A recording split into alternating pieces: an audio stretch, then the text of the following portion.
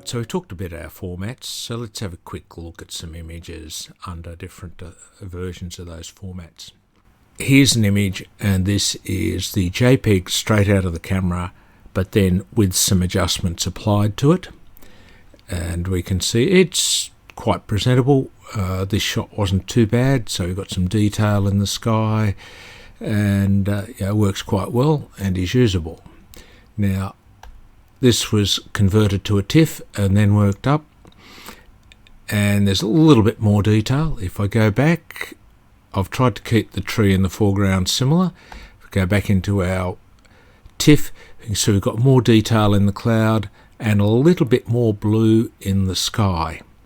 And our tree and our foreground are very similar. Just going back to the JPEG, and if anything, I've got it a little bit flatter in colour, but I've got more of that blue in the sky.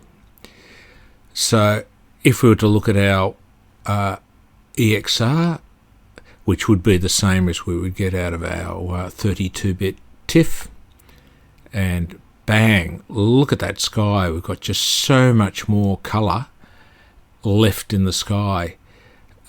We've brought that right up, which just was not even available there in the TIFF. You know, that the shades are there, but we've just lost that blue colour that was in the sky. And again, if we go back to our TIFF, our tree and our foreground are not much different. And I did include the raw processed, and there's the raw. Almost, within my ability to process, almost identical to the EXR file.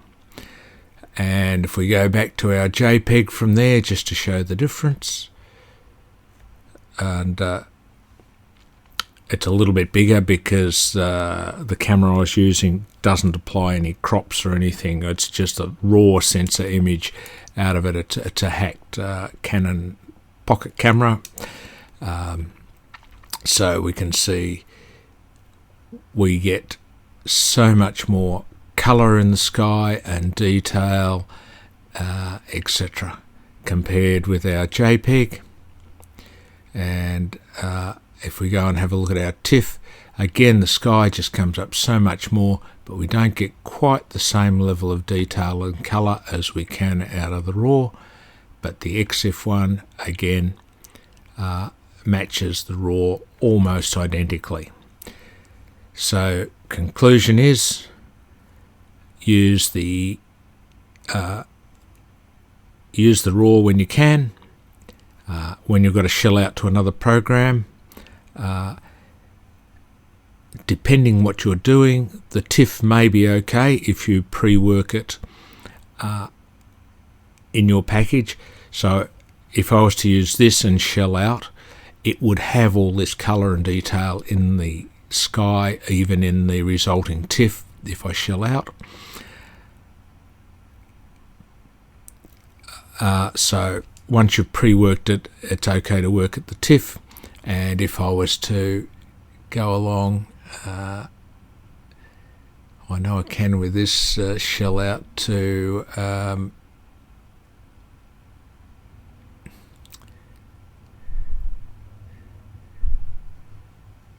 I won't try.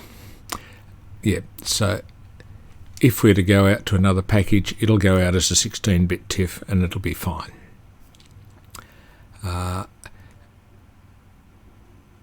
But if I'm to go into Hugen, then I really need to go to a 32-bit TIFF to make a stitch, which I can then bring back into a package like Affinity Photo, which is this one, or Photoshop, to be able to work that image up after stitching, because some of the adjustments we do, such as clarity, sharpening, curves adjustments, highlights and shadow recovery, are effectively non-linear across the exposure range or across the image itself, and therefore that you don't want to apply those before you stitch. Fairly simple. work with RAW out of the camera, 16-bit TIFF for if you've pre-processed your image and going into something like Nike for post-processing. If you're going into a package, stitching package like Hugen, then you really want a 32-bit floating point TIFF file, so you can then do minimum pre-processing and have all the information there for post-processing your stitched file. And when you're finished, the output to your printer, to your screen, or to the web, you want it as a JPEG. So keep your JPEG to the end, and start off with the RAW in the camera would be my recommendation.